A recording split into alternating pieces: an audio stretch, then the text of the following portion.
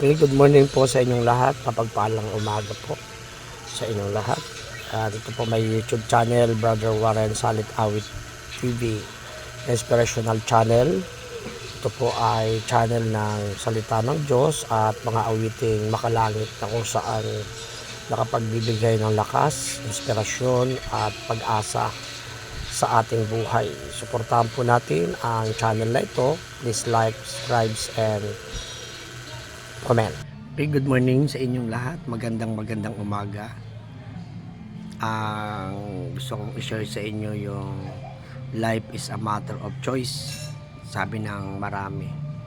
Araw-araw kasi meron tayong pinipili saan, anong kakainin natin, saan tayo pupunta, anong susuotin natin.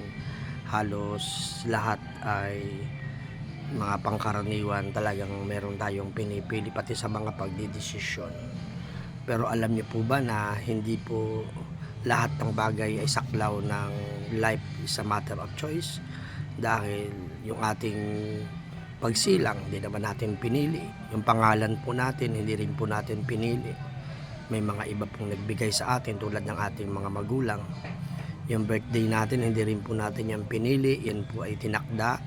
At ganun din po yung ating kamatayan pagdating ng panahon. Kaya mga kapatid ko kay Kristo, life is not only a matter of choice. Ang buhay ay nasa kamay ng Diyos.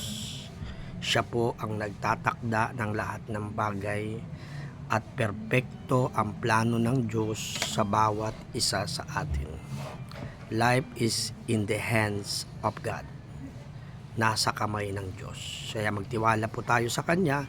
Siya po ang nakakaalam ng ating past, ng ating present at ng ating magiging future. Tulad sa sinabi sa Jeremiah chapter 29 verse 11. Sabi niya, siyang Diyos na nakakaalam ng plano natin sa hinaharap. Plano para pagpalain tayo, plano para palakasin tayo, plano para pagtagumpayin tayo, hindi para saktan, hindi para pahirapan, kundi plano ng Diyos na maganda para sa ating buhay. Kaya magtiwala po tayo sa ating dakilang Yahweh El Shaddai. God bless po sa inyong lahat. Amen.